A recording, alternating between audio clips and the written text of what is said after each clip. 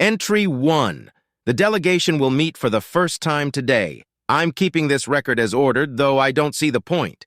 The humans aren't exactly reclusive, but the hoops they made themselves jump through before they even returned our first contact message were absurd. I heard secondhand that they nearly went into a civil war over the possibility of our message being bait for some sort of trap. Are they just naturally paranoid, or have they run into some other species of non-humans that gave them trouble? I rather suspect the former. Their military, for just having one star system, is pretty numerous. Entry 2. The humans sent up some civilian diplomat instead of a military leader. I was surprised. They seem to value martial prowess fairly highly, so why do they have a civilian leader?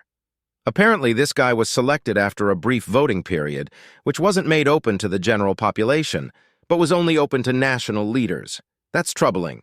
National leaders in a spacefaring species? That can only mean delays in the future. Entry 3. A few more diplomats came up today with huge stacks of portable computers.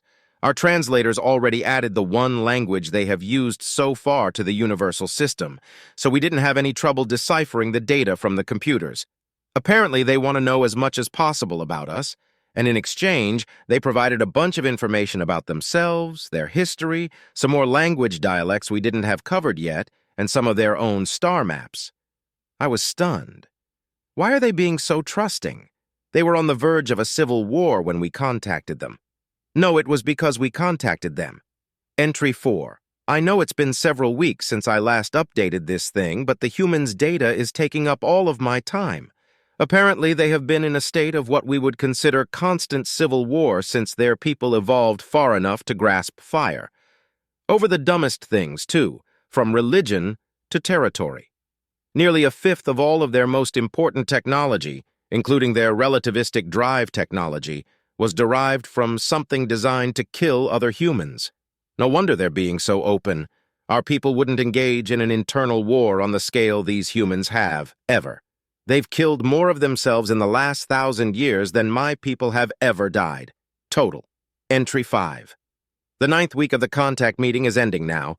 The reactions from the humans on their worlds have been more interesting than all the data they gave us by now. They're starting to get back to routine. They have their own planet, another planet, and about 5 moons in their system colonized to some degree, and each has a distinct culture and way of life. The reaction on each when we made contact was the same. They flipped out and their peoples were seized by everything ranging from panic to joy. But now, their reactions have stabilized to the extent that I don't think we're going to get a reaction out of them unless we create some further provocation.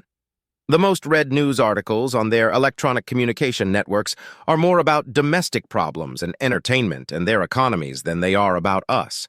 Are humans just more comfortable in routines, or are they frustrated with our lack of diplomatic progress? I'm confused. The humans I've met seem unconcerned, but I know the ambassador from our people is getting worried. Entry 6. I'm relieved. The human ambassador met me personally today, informally, here on the ship.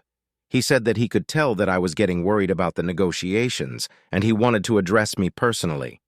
I asked how he could tell I was worried when he had only met our species for the first time less than 100 solar cycles ago, and he replied that it was all part of being a diplomat.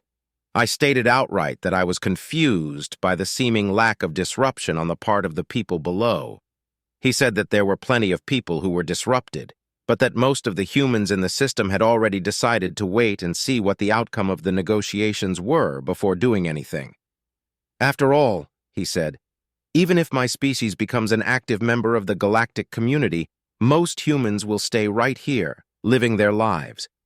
We'll be affected by galactic politics, new technology, and colonization, even assuming that we could find new Earth-type worlds out there, but most will want to stay right where they are. I asked him how he could say that when so many of his people had colonized the rest of the system, and he laughed. I think. It's completely different when you can see Earth out your window. Entry 7. Things have picked up so much. We got our translators working to the effect that nuance of speech, not just content, can be translated appropriately. The human ambassador's speech and conversation were suddenly so much clearer. To his credit, he told us that he had been refraining from common speech, slang, and aphorism as much as possible. I wouldn't want to use a saying or phrase that had a clear meaning to another human, but made no sense or worse, insulted one of your people. Now I can speak freely. I have to wonder if this faster-paced dialogue will negatively affect the negotiations. The ambassador broached the toughest topic today: faster than light travel. Entry 8. Generally, species are content to create FTL on their own before they even contact us, or vice versa. Humans are the exception. They colonized their entire star system with 7 inhabited bodies and over 1,000 mined, explored, probed, or mapped bodies with no habitation in their system. So much of their population lives in their orbital platforms that their own homeworld barely even supports 2/3 of their species. They did this without FTL. Clearly, the fact that they have reacted peacefully to our presence rather than precipitously fighting or ignoring us indicates that they are mature enough to handle faster-than-light travel. But I am privately concerned. One of the human diplomats has already begun copying our speech and movement patterns. I found myself opening up to him without even realizing it until afterwards. He must be doing it on purpose to set us at ease. After 120 of their days, they're copying the behavior of their first alien contact. This is one of their finest diplomatic minds, of course, but still, if they can do it with behavior, can they do it with technology? I suspect they will ask for a working FTL drive to study in their next meeting. Entry 9. I am vindicated, it seems. I spoke my concerns to the ambassador today, and he agreed that there would be no gifting of FTL technology to the humans, that they would have to earn it on their own. The humans would react poorly, I guessed, but tactfully, as at least a few of them seem to genuinely care what we think. I was right, naturally. The human ambassador asked that their people be given a working FTL drive to reverse engineer in exchange for an unspecified piece of technology of theirs. Their technology, the ambassador quickly replied, was inferior to ours in every way save communications, and we had no need for their communications technology. Communicating faster than light is something we can do already. Communicating instantaneously anywhere in their system, as they do, is a wondrous piece of technology, but not necessary for our people. The human ambassador reacted with shock and surprise immediately, and then quickly became suspicious. I think he may have gleaned that we have discussed this amongst ourselves. How? I cannot guess. We spoke of other things, and the ambassador of the humans seemed mollified by the discussions that followed. Will he broach it again? Probably. Entry 10. The humans surprise us. It is exactly half of 1 year after first contact, and life, as I before noted, continues. They are fully 1/3 finished with another of their orbital habitation platforms, and we were given a tour of the construction site. Huge robotic construction devices smelt down chunks of ore from the many asteroid and lunar mining platforms the humans have throughout their system, ferried to them by relativistic drive-powered ore haulers. The slag is then fed into their forges and reduced to elemental purity, and the refined ore is then crafted, still in space, into modules, which are then attached to the frame of the space installation. The elemental slag is mostly hydrogen, oxygen, nitrogen, and silicon in this system. They use these things to make air and computers, apparently, which are then used in the construction of their platforms. I am astounded. They have created the most efficient industrial complex we have ever seen, by necessity. They lack FTL, so in the absence of easily reachable resource deposits that they can mine on their colonies, they simply process asteroids into something useful. Another reason to deprive them of FTL? If they can prosper in such paucity, how will they react to plenty? Entry 11, disaster. One of the probes that the humans use to drag the ores they extract from their asteroid belts slammed into our ship today. Our force fields held, but the drone was wrecked beyond repair, and the asteroid deflected towards Earth.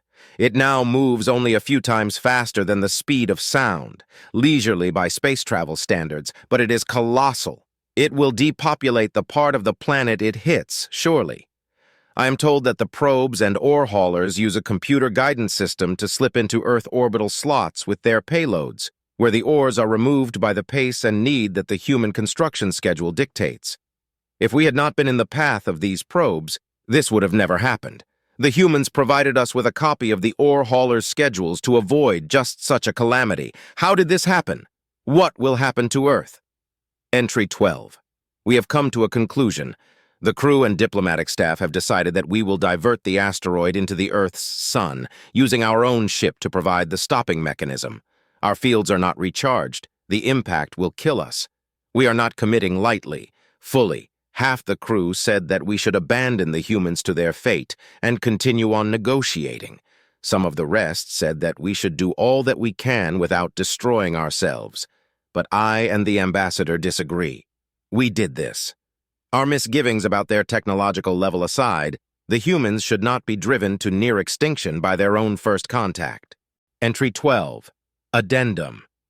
Bizarrely enough, all is well. The asteroid nearly hit the planet when the humans took matters into their own hands. We had maneuvered our ship into the path of the asteroid, ready to deflect the massive thing with our own ship, if need be. We did this. This was our fault. Except the human diplomats were frantic, demanding that we move the ship at once. We were baffled. We were offering to solve the problem we had caused, so why were the humans demanding that we did not? They beseeched us to move, to let the asteroid move along its own path, directly towards the planet, saying that we did not deserve to suffer, to bear the brunt of this calamity. Finally, we gave in and moved out of the course of the asteroid. We were watching what we thought would be the end of the Earth below. But we were wrong. A blast appeared near the asteroid, and we realized what was happening.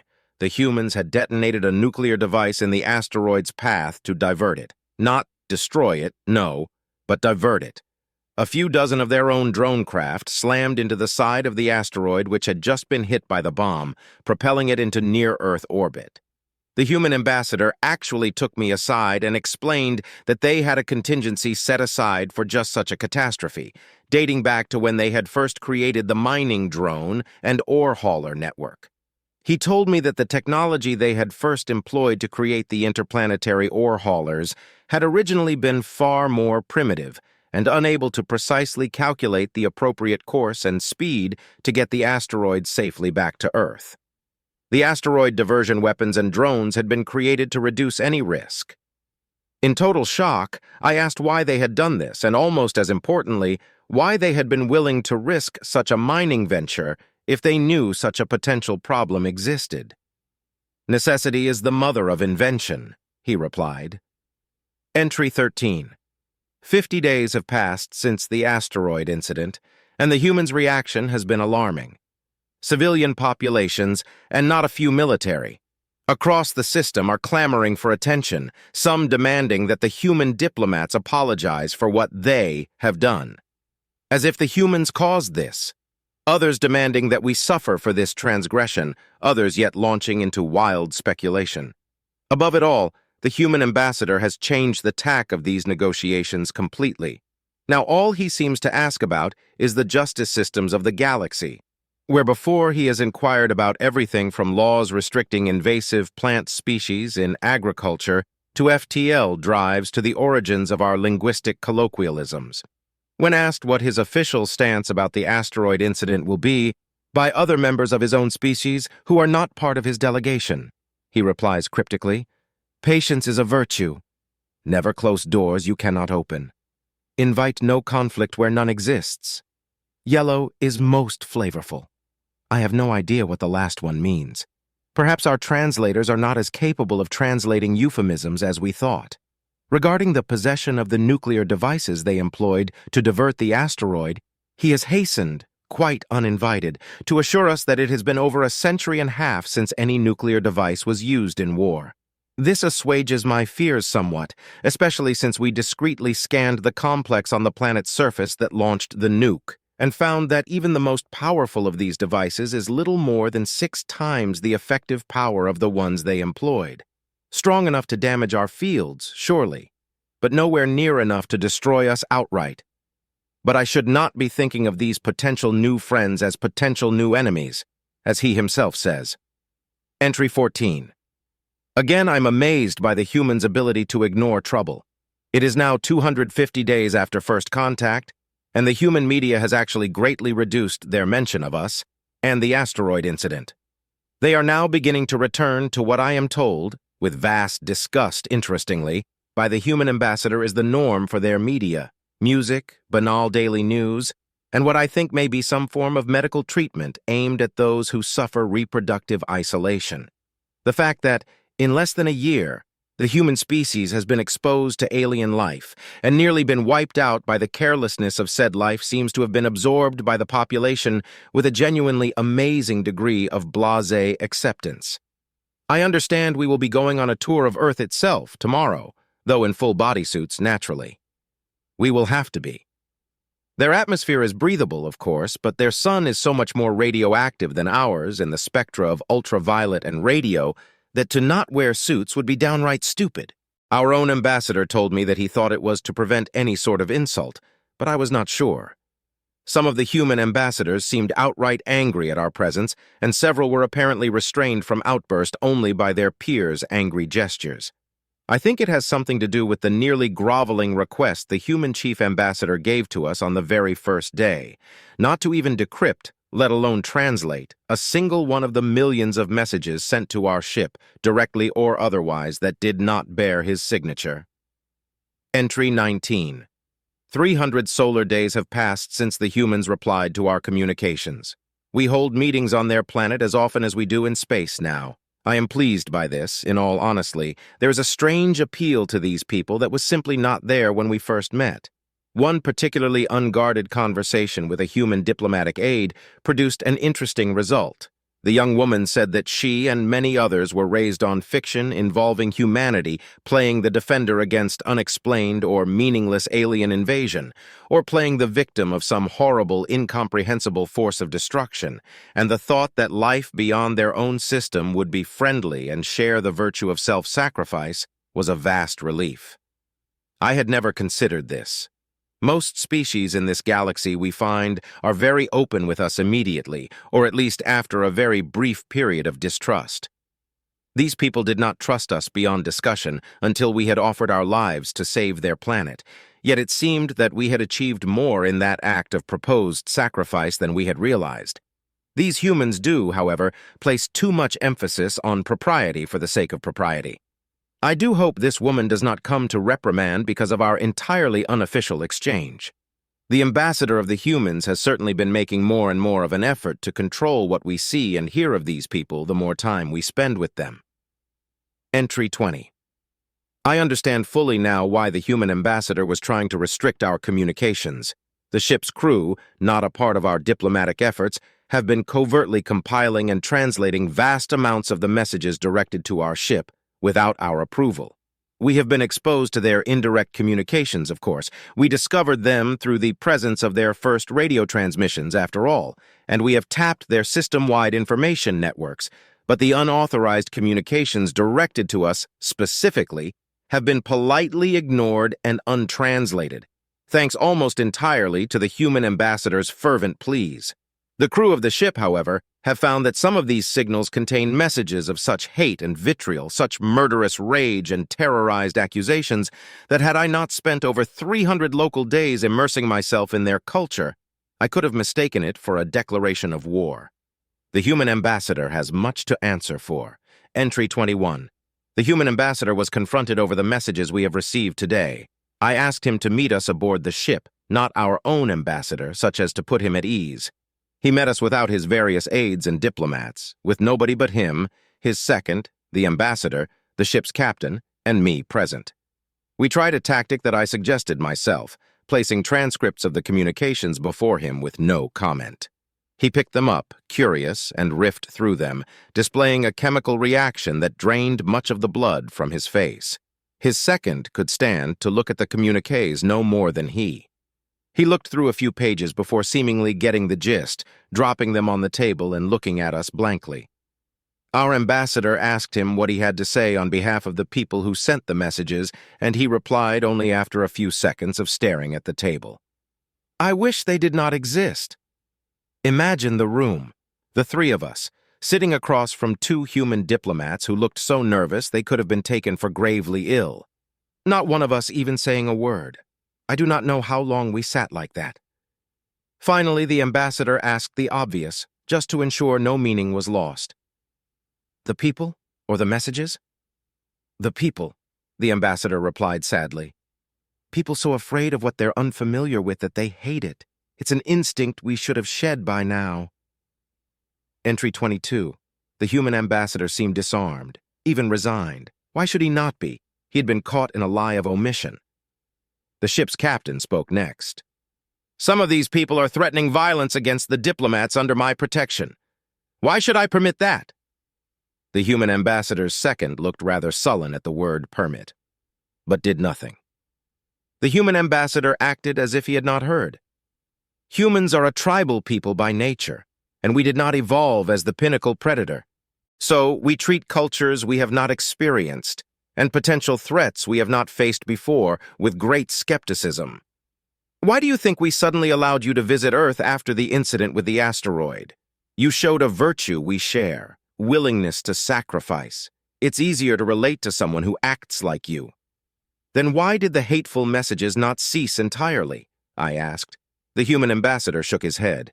Because, sir, the human race is a fractious one. We do not think with one mind or share one opinion. Why do you think we still have the United Nations around? The more humans there are in a room, the more inevitable the disagreements are. He actually smiled. It's about the only thing that makes normal human diplomacy bearable. The educated mind likes nothing more than a disagreement. But these messages are not invitations to a debate, I pressed. Some are open messages of hate. And many humans are stupid, the human ambassador replied with disgust. Products of intolerant upbringing or ideology. Suppress them then, the captain said with equal disgust. Never, the human ambassador said with sudden vigor. All humans of any importance agree on this. Everybody has a right to be wrong. Anyway, he said with somewhat less passion, nothing is more attractive to the dispossessed than an officially sanctioned bad idea. Entry 23. 11 lunar cycles, just over 300 local days, have passed since I arrived. The humans have given up pressing for FTL drive technology completely now, seeing that it will get them nowhere. We have addressed the humans directly, without a buffer of diplomats at the UN headquarters, or through proxies like the ambassador. We spoke on their interplanetary data network, using their admittedly superior instantaneous broadcaster. The human ambassador has recovered quickly from the shock we gave him, much to his credit. It was, in fact, he who suggested that we address the people directly. He told us people would react best if we broke down our speech to the simplest possible elements, explaining why we made each decision. I thought that that would be interpreted as an insult, but he assured me that if there was one thing that humans resented in unison, it was having people talk as if everybody in the audience understood exactly what was going on.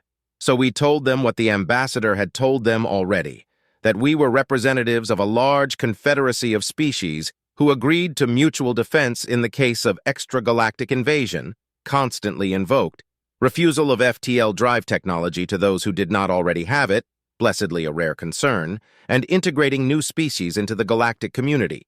Humanity was one of less than a dozen. The people of Earth were then permitted to ask questions of us directly, screened by a human diplomatic team on Earth and sent up to us. They ranged from the banal, what's your homeworld called in English, to the probing, from what stems your desire to keep us from FTL, to the disturbing, do your people ever invade others? I wonder what use it could do, but the human ambassador seemed to think it was a success. Entry 24. Only a few days left in our Earth diplomatic exchange. The ambassador of the humans seems to have taken ill somehow. He has been more and more uncomfortable in his dealings with us, in the physical sense.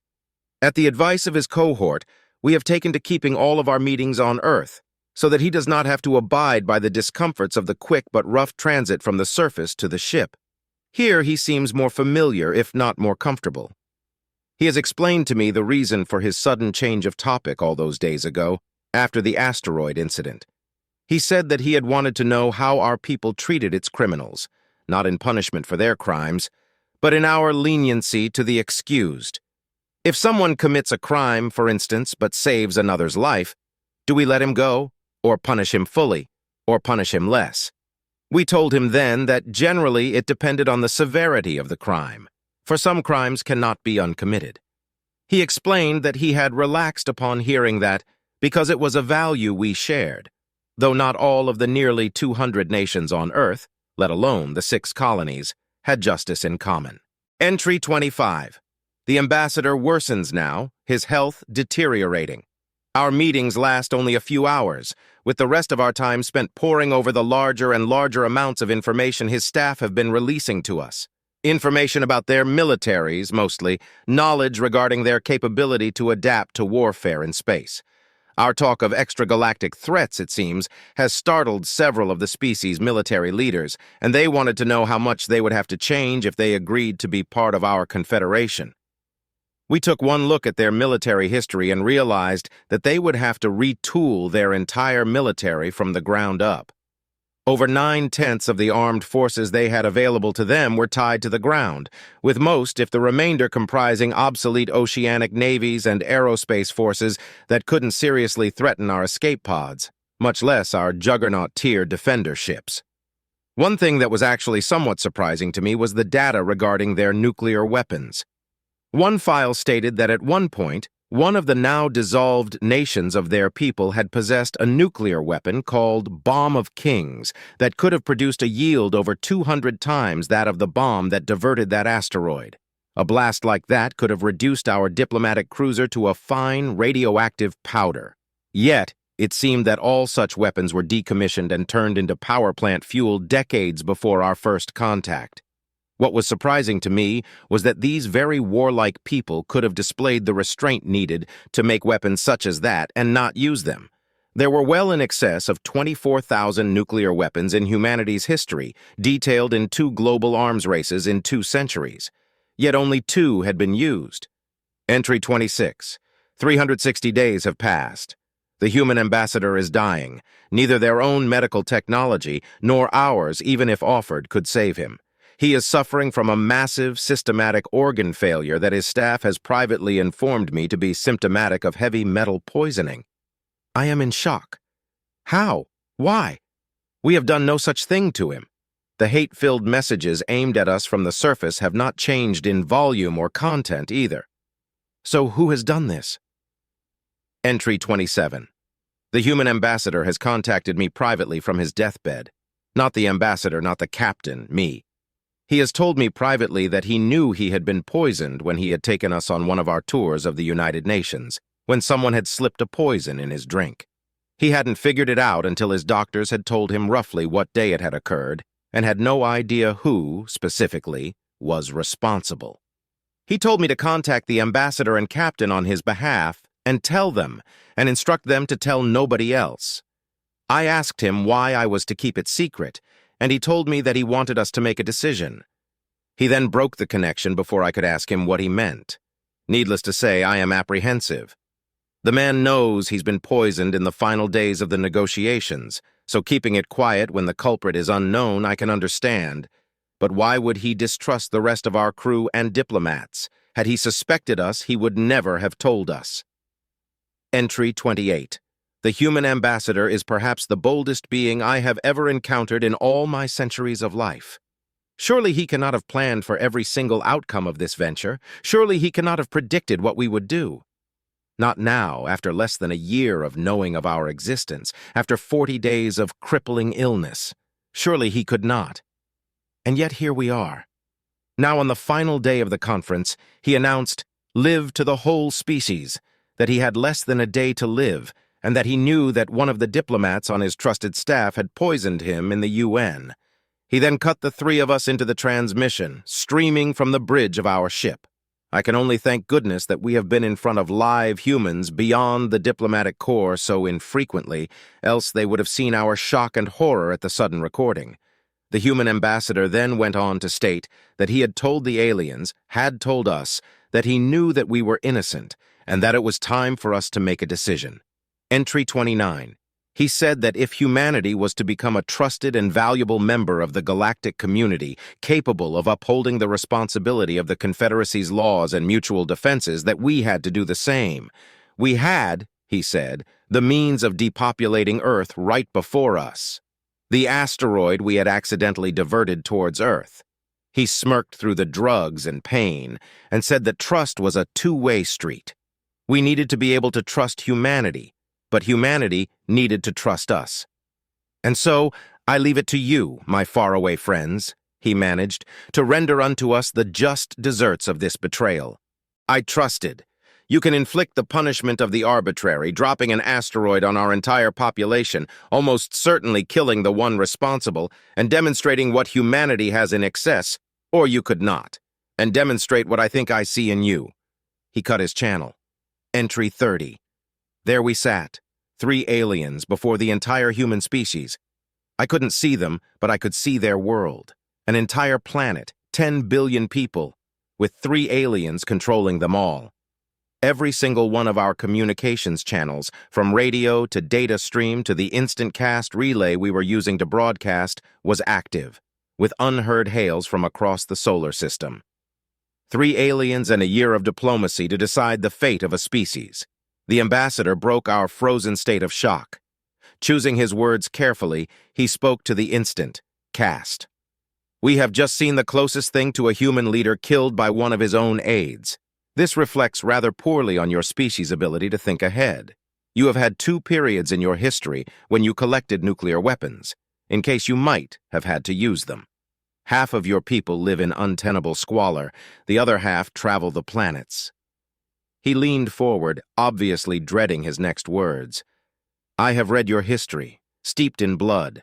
Your own ambassador admitted in shame that tens of thousands of communications, with which we have been bombarded since we arrived, represent a substantial portion of your population and their mindset.